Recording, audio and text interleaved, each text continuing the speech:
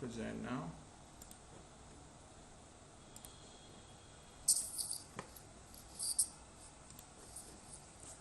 So, Yes, why do you research? So, Professor Anwar Siddiqui. Yeah. Shall we move on to the next one then? Yes. We had already gone to time. Now, the answer to why. Because sometimes many of us think that we have done a lot and some or little, or so why do it? Who gets the benefit? What are the benefits? For instance, some people may say that we are clinicians only and what kind of benefits we get, or we are teachers only, what kind of benefit we get in the research. And then also satisfaction. Some people feel very satisfied when they achieve something by research. Or this has become a fashion, so we must also do it. Others are doing it. This is what a kind of, as if we feel that there is a rat race going on. But also research requires resources. So do we have enough resources to do research? These are the kind of things we need to look into. What are the benefits and who should do it and what type of research. So next slide please. Resources. Yes, time is a resource, space is a resource, manpower. There are individuals you need, because some of us are very busy, can't afford time, so we need support. Then access to patients' data samples. Not everyone has that. Some people do have, others may not have. So how to look into those issues? Animal house, you may say that not every research requires animal house, yes, but some of the very important researches have been done on animals. Like particularly if you want to do clinical trial research, it all starts from that, and that is why it is important. Not every institution has that. Equipment, another requirement, guidance, collaboration, all these, and then the funding, internal or external, within your institution or from external funds. All these things we need to look into and see whether these resources are available to us. Then next please. Well, some people have done research. This is an old slide that showed about the number of research papers in the indexed PubMed database, and as you can clearly see, where the Asian countries are contribution only 13%. That was something maybe 15-20 years ago, that was the situations. And of course America and Europe, it says Africa 0, but that has gradually improved. And the next slide will show some of the improvements. And this is another one, this study presented after that shows the worldwide trend in quantity and quality of published work. Well, why we are talking about quantity and quality? The quality is an important issue because there are a lot of journals, predatory and others, and they would publish everything. They are not all recognized, they are not all listed in the PubMed. Not all of them have this so-called impact factor and so on. So that is why quality is important. And as you can here see also, the Asian countries, how below they are lying there, right, as compared to Europe and Asia and America. Right, the next slide please. That is about WHO reports, which has reported that countries like Pakistan and others, it appears the situation of health research in Pakistan, in spite of a countrywide well-distributed infrastructure. They have done the analysis and they have found that there are some infrastructure is available, some tools are available, and yet there is an absence of strong leadership. And this is what is not being provided. And this WHO report was in 2004. Well, then the next please. So then the more recent analysis in 2017, that presented a better picture in terms of that the improvements have taken place for several years when the Eastern Mediterranean region, EMR, Eastern Mediterranean region countries research was studied, and they shows some gain, though still far behind. Please. Next. So what is the issue? Well, the issue is that we need need to identify the issue, say the problem first, and then we need to look into the problem. I mean, like Einstein has said, you need to spend some time, whether the problem is really a problem or we are just going to copy because others have done. When we say problem, that is in the context of our country. Many of us get indulged in research which we have learned in the West, or the topics on which we have worked in the West, without some time realizing that that is not the real issue for our country. These are the kind of things. Sometimes we see something as a problem, but in actual sense, that's a kind of sometime a rare disease, or sometimes the problem is not that big in the context of our country. That is why one must spend time in identifying the problem and working thoroughly on it. Next, please. So, next, please. Why do we have few researchers? Well, that is the lack of 4 eyes, as some people put it. That impulse, motivation. Are we really motivated? We need to look into. So I say, oh yes, I am motivated, but then sometime the reason is because I need it for my promotion. Is that a real motivation? Or I'm interested in solving a problem? And that is the kind of thing we need to look into. And then initiatives. Do we have programs? Have some people organized it? That these are the areas where one must work. Yes, HEC, PMRC, Science Foundation are making efforts. Others are also making efforts, but still insufficient. Then incentives, rewards. Yes, this is the nature that we look for the rewards. If I get something, and sometime what has happened, that prize money is announced that for the publication one can get this much and that much, but still that needs to be looked into. Then idols. Yes, we don't have real idols as far as research goes. Unfortunately, very few. And I give you this example, that out of whatever population we have this cricket team, and if a person like Shahid Afridi or somebody who is very well known to the world stands up and say, look, I have done this much, I have gained this much fame, I am being recognized. What any of you researchers who have spent so much time and money, have you got the similar kind of recognition? Well, unfortunately, the answer is no. So we do not have a real role model, unfortunately, in research. Next, please. Can we do anything about it? Yes. That is what we need to do. We need concerted efforts to do something about research. Then we need multi-pronged efforts.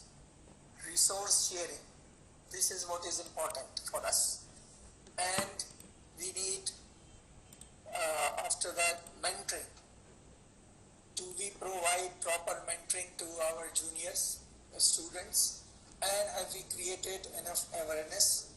Yes, we need to look into that how to create awareness about certain issues. And next, please. Flexibility in curriculum. Should we go about it? That is our curriculum good enough that creates real interest among students when they are being trained for research? Like the 4 I's we just discussed. Do we have those initiatives? Do we have some kind of impulse? Do we generate that? So that kind of the thing which we need in the curriculum, and in overall terms, a culture, a research ethos that needs to be created, and which is unfortunately at many places not the real ethos. As I said, the whole purpose of research, we must find out that why do we need it, not just, I would repeat, for the sake of promotion, for the sake of paper. This is also, I have heard some time colleagues saying, she said, why you want to do this research? Oh, one can easily get 2 publications out of it. But really, I'm sorry, that the publication should not be the real aim. The aim is, which we must look into, the problem solving. There is an issue which we should solve. That is what is important.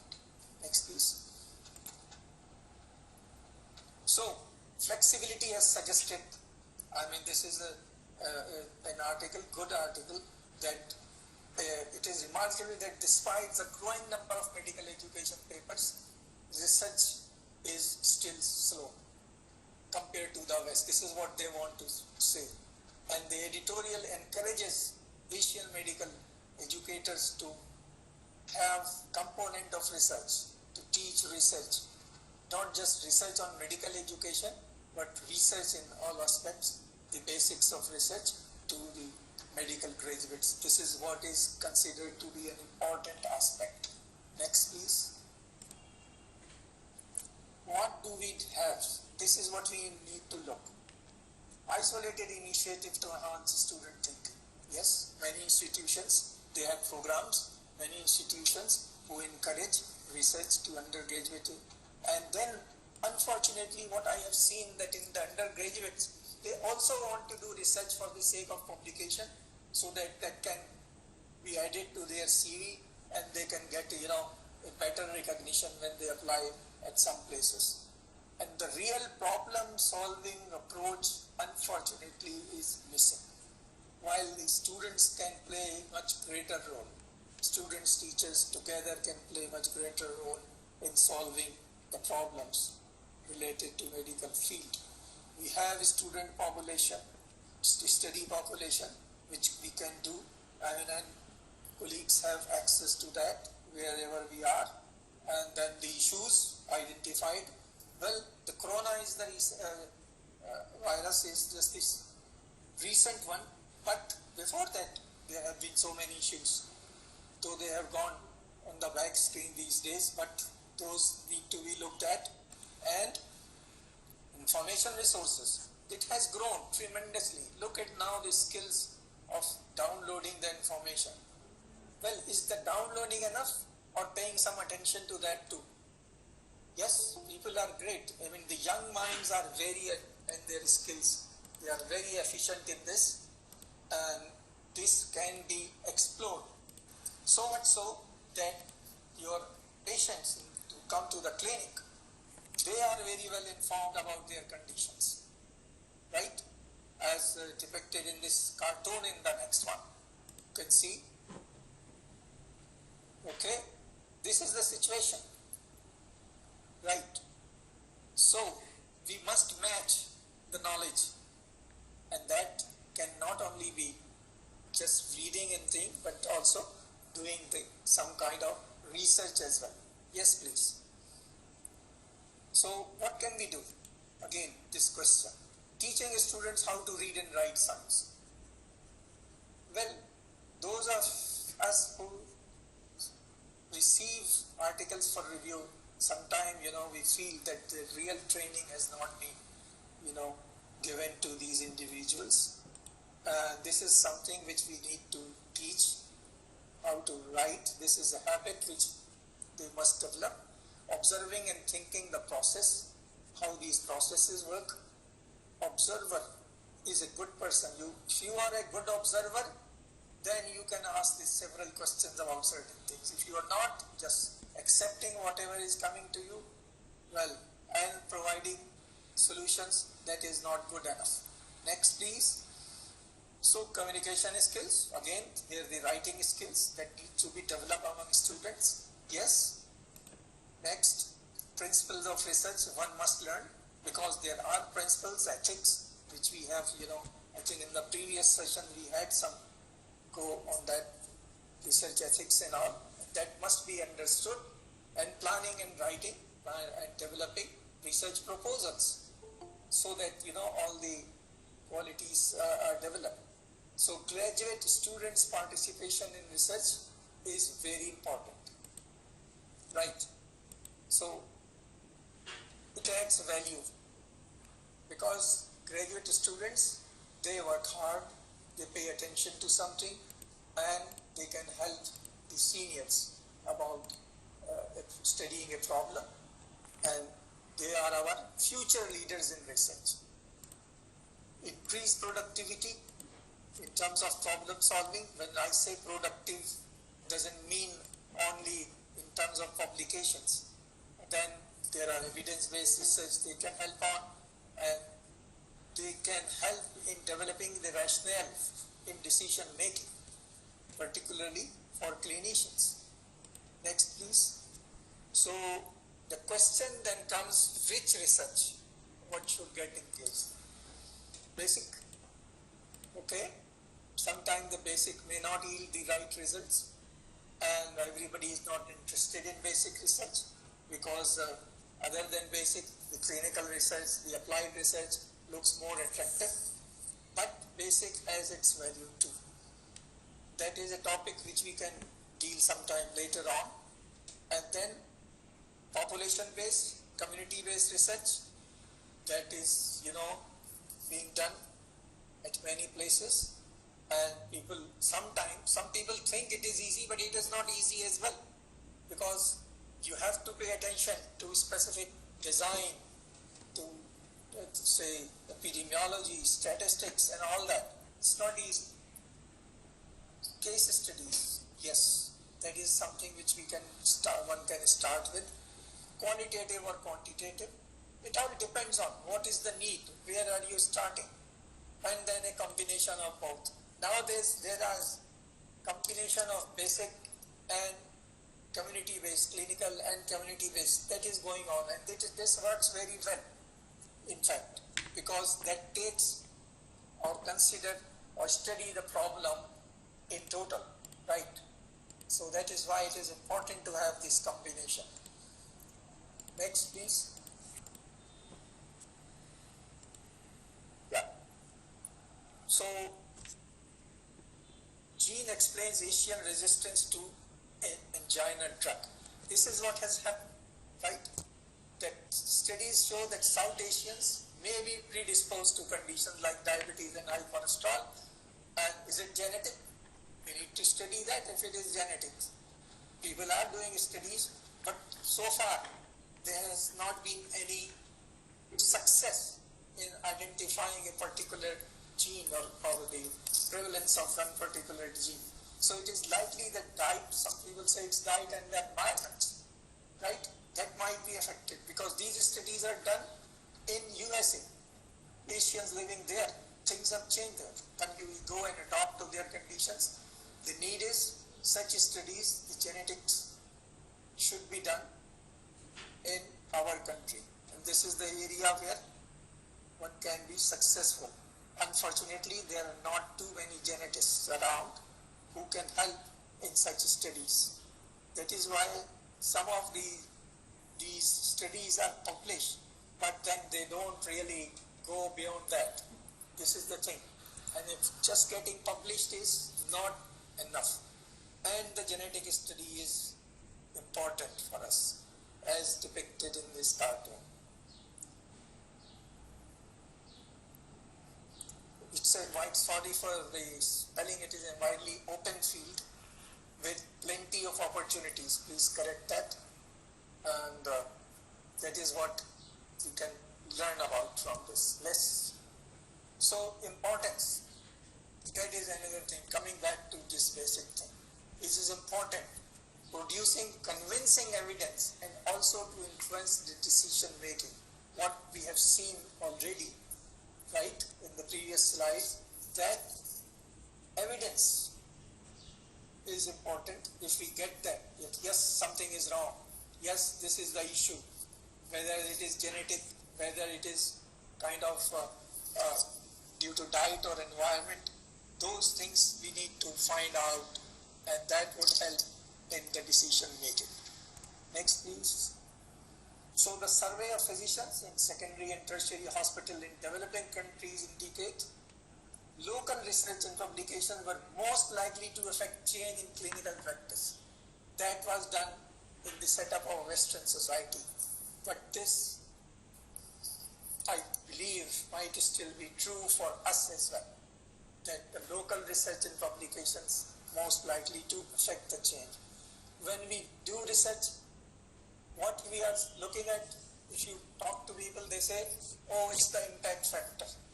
So the impact factor, actually, publishing something in an impact factor journal is just not good enough. You need more than that. The impact on the society. And then the impact on the international research, yes, we can learn, and regional publications. So these are the three, points that have been raised, and most people have put it in the above order. Thus, conducting high quality local research is probably the most effective way of getting research findings into practice. High quality means that when we do research, it must be planned, it must be well thought out process, it must have all the things, whether it's ethics and the research principles, so that the result, the outcome is good enough and you get a conclusive finding out of that. But other than that, just do it, collect the data, and you may be able to publish it. That is not really enough, right? You need something more than that. So who actually get benefits from research? End users. They gain access to new alternative products, opportunities that may be better than the existing one. Yeah? Can be pharmaceutical companies, can be others who are using certain products, and then the other beneficiaries are, next please, leadership and researchers. Researchers gain new insight into various methods, opportunities, use of new techniques in life. Some of us who are teachers for so long, and we have learned so many things, and some are already, always in search of new research, new ideas, new techniques to improve certain things, practices and so on. So it's good for them too. And then, next please, everyone who reads it, who follows it, and those who are about to join in this world, they will get benefit out of it. You may find that research you do today or now may not be useful, but 10, 20 years down the road, they will be users, beneficiaries for that. So medical research is linked with clinical practice and patient care. Good medical research, good patient care. Ability to write successful research proposal out of your medical research, you can, because you learn a lot out of the research, and the quality of research undertaken and the efficiency with which it is carried out. This is the important thing. One needs to pay attention, right? The quality. If it is not good quality, it's no good. People don't pay attention to that. So the research output is important. Individual jobs, roles and careers are generated when you do good research and good opportunities, and individual departments and institutions are linked to it when good research is done. Next please. So financial relationship among industry, investigators and academic institutions are widespread. Yeah, that is important. Many industries in the West particularly, whether they are drug industries, pharmaceutical industries, or in diagnostics, they are getting benefit out of the research. Then at times there are conflict of interest arise also from these ties and can influence biomedical research in an important way. These are the concerns expressed by some of the observers who critically look into that, the interest of pharmaceutical. Why? Because in some cases they have also noted that in the ethics committee there is a clear domination of or influence of pharmaceutical industry to review certain grants, to review certain types of research. And that is what worries people about it, that should be looked into with care. Next please. Well, this is the graph that resulted from JAMA publications, and as you can clearly see that the relationship between industry sponsorship and study outcome, most of those randomized controlled trials conducted, they concluded in favor of industry, and this is what they say, they are the real beneficiaries out of that. Well, true, So it's both ways, the researchers and the industrial concern as well. Next please.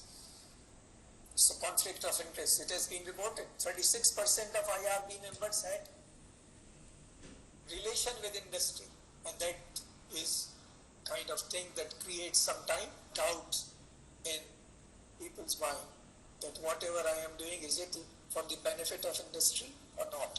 Sometimes things are not reported, and these are the kind of things need to look into and safeguard the interest of those who are involved in the treatment and those who are being treated. That is the thing one need to be careful about. Yes, please. Next. So then what research I should do? There are priority areas, because what happens sometimes we read a paper and then say, okay, this particular mutation for some certain specific enzyme has been found and studied in China, and let's do it in Pakistan, without being realizing whether we need it or not, without being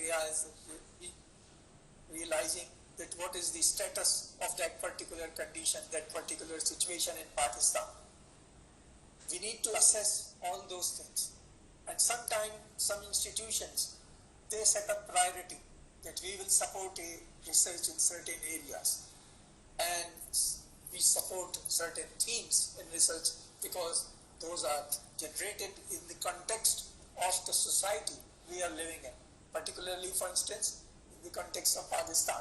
So those are the kind of things one need to look into. The PMRC, previously it used to be PMRC and now it is PHRC, Pakistan Health Research Council, and they identified certain areas of research which are important, and this whole list, as you can see, it almost contains everything.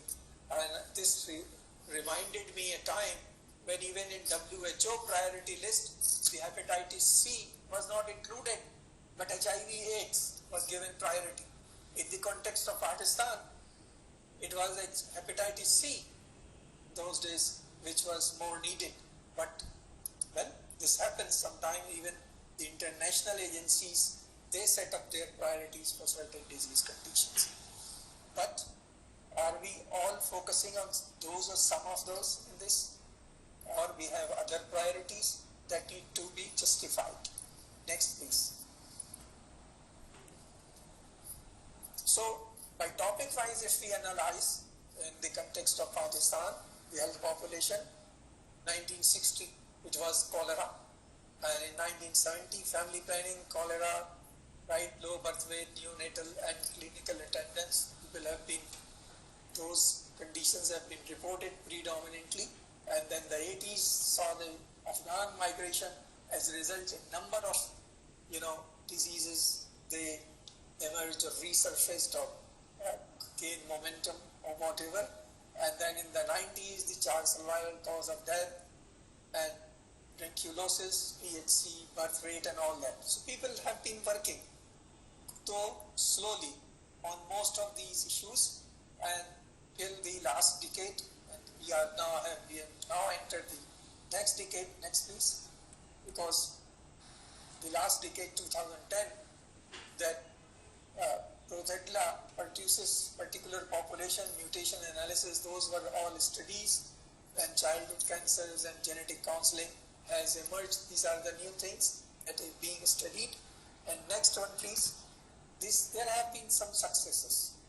Have there been successes? Primary health care has improved. Well, whether due to research or has given opportunities to do research in primary health care, this is the good thing. Community ophthalmology, mental health has gained more considerably in research. So Pakistan was an endemic country for tuberculosis, certified free in 1997. That is the thing. In 1997, it was certified free of that, and that actually published in Lancet. Next, please. And the more can be added. Eradication of tuberculosis from Pakistan, and that is published in 97, 95. Yeah. So this is a good gain, success in that terms. Next, please. This is the new newborn survival, right? It's the research and interventions that have led to some success in those two. Next, please. So there are systematic reviews and meta-analysis they have done and identified certain things in low-income countries and in developing countries, right? And they have identified how these strategies have played a role in that. All those references can be looked at. Next, please. So then there are qualitative studies. This is a good study as well, and that shows the technical improvement in maternal health care. And these studies have contributed in terms of bringing down certain conditions. Next, please. So, there are key points from some publications. Health research is expensive. Do we agree? Yes. That is why sometime we will move on to those areas where it is not expensive on simple things. But some population base, maybe epidemiology base, less expensive as compared to laboratory based sophisticated research. There are many challenges, assumptions in defining specific returns. This is the thing which people ask, particularly in private institutions. This is the question asked. Okay, if we spend this much, what are we going to gain out of it? For every program, they want to see some gain. Even for graduate programs, I remember the administrators used to ask this question: what are we going to gain in terms of, say, the money? That is the thing which we need to look into. It's more than that we gain. The payback model can be populated with validated indicators to track overall outcomes. This is the kind of things. Collaboration among funders. Yes, funders are there to pour in money. And if you are a good researcher, so you are really highlighting a good problem, you want to start research in that, you'll find that the funders will be willing to, right, support your research. Next, please. So, a shift to focus on the outcomes of our work would provide our funders with clear mission. This is the thing. If the outcome is there and the results are good, encouraging, yes, the funders will be willing to support your research. Next, please. So, getting started. It's an academic exercise. I'm sure all those who are engaged in some kind of research, they do feel happy when the results are there and encouraging, right? So, it's an academic exercise, yes, but it gives satisfaction.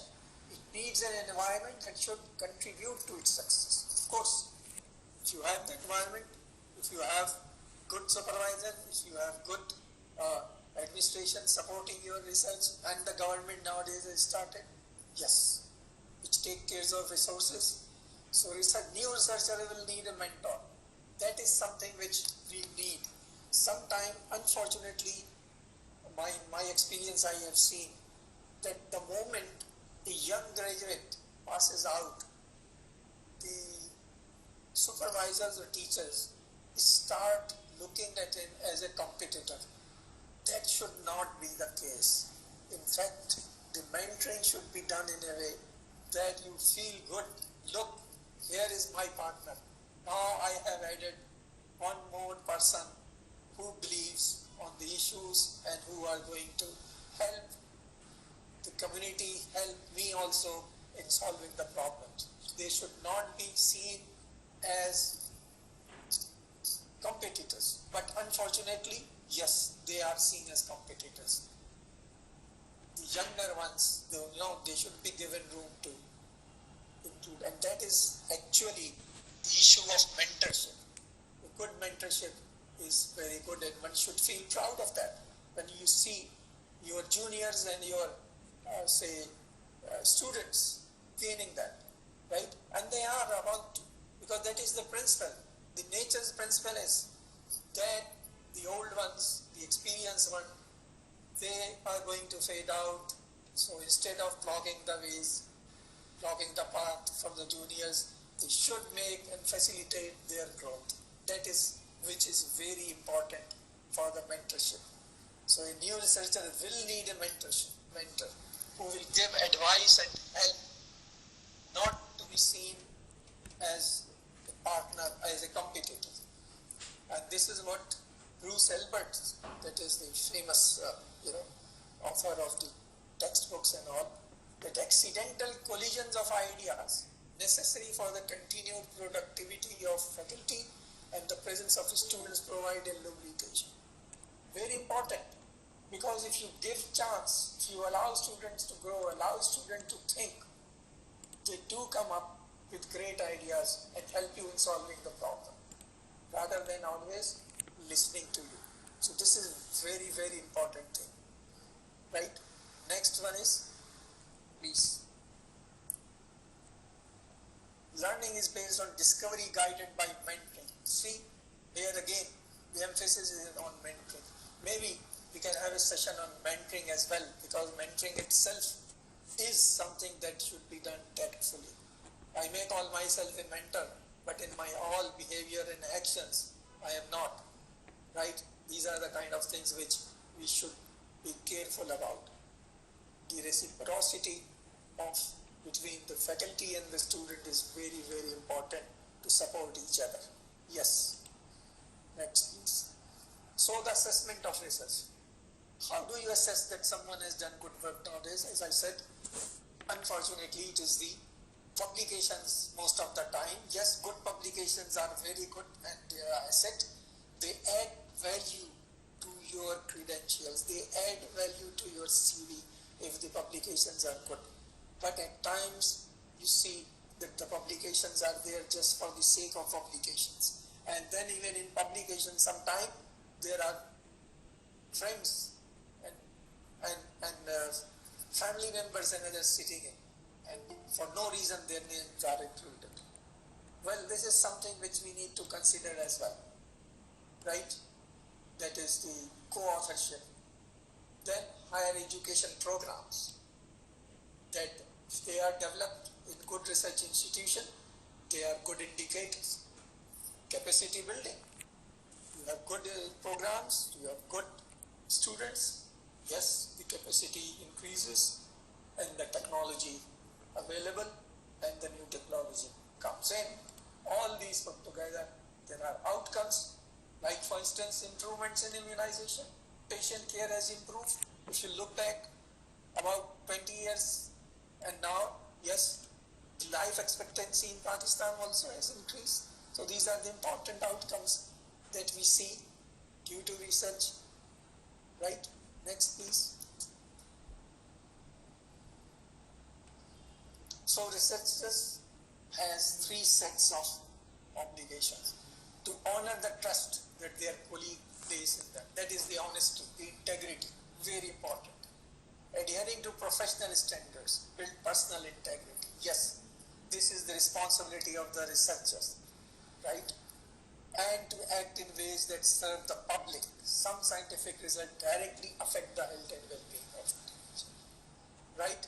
So these are the kind of things that can help and that can be looked and taken care by the researchers.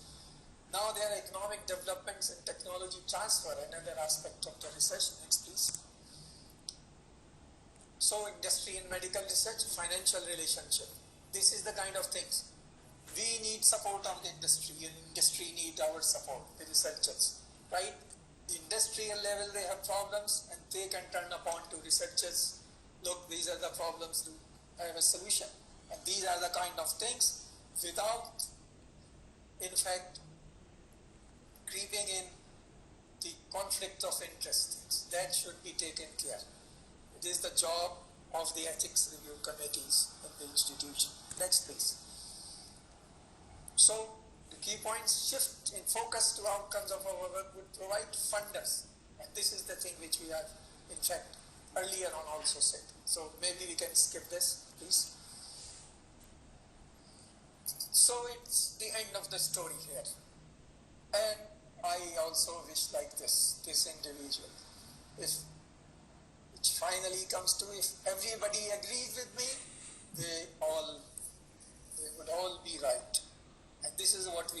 to see that everybody is right. Thanks very much. We can take questions. Thank you, Dr. Siddiqui, for a wonderful presentation. I would request everybody to turn on their cameras so at least we can have one group picture. And then you can also continue to ask questions. You can turn on your mics as and when needed. Thank you.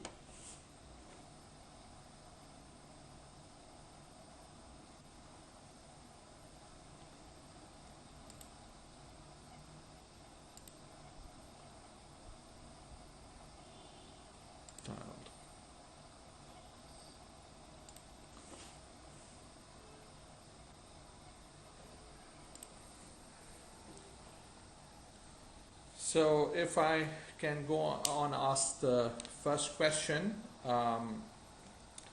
So Dr. Siddiqui, you are saying that publication is not the focus. Obviously, we are, as young researchers may relate to this, they are focused on the publication because there is so much of pressure in career development. And research has become part of the academic progress line. So how do you change this? Is it through mentoring or is it something that has to do with the student himself? Well, first of all, it's the job of the mentor or supervisor to make them understand the problem. What is the problem, and you are there to solve the problem. If that, in taking in that course, there is enough data generated, then only it will be published. It should not aim for the publish, because then what for the publications. So if that is the aim, then you may not get the right kind of result. Sometimes people just want to publish, and that spoils the whole research. So it is the issue, it is the problem. That problem solving should be the preference given to this. So the problem really starts at the bedside, doesn't it? Yeah, problem is at the bedside, right? It's a two-way process, bed to bench, right? For instance, you see a problem in the bedside, and the problem can be discussed with those who are working in the lab. If it is lab related, if it is another discipline, the problem can be discussed and try to solve. Likewise, if there is a discovery made in the lab, well, that can also help. So it's a two-way process. I'd like to mention here that the father of genetics, Gregory Mendel, his research was recognized 15 years after his death, actually. Yes. So, and then he was declared father of genetics. So, substantial research is very different from publication. His research was published in a very, very small journal. Yeah, yes.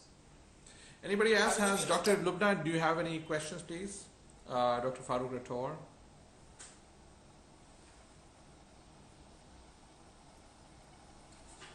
Kindly turn on your mics to ask a question, please. I think Junior may have question, but I do not have any question. We are very grateful to Dr. Lubna Miraj for helping us, get the participants and help spread the message of this lecture. Thank you, Dr. Lubna. Thanks very much. Dr. Hussain Azhar, do you have any questions? Yes, sir. Sometimes we find it difficult to just enter into the research area, and we find it difficult to get it reviewed through ethical review board because I am at Dow University of Health Sciences, and we face a lot of issues in passing our synopsis and thesis through the ethical review board, and it takes a lot of time, and once it rejects, and then it takes another half a year or so, 6 months or more, just to get it begin.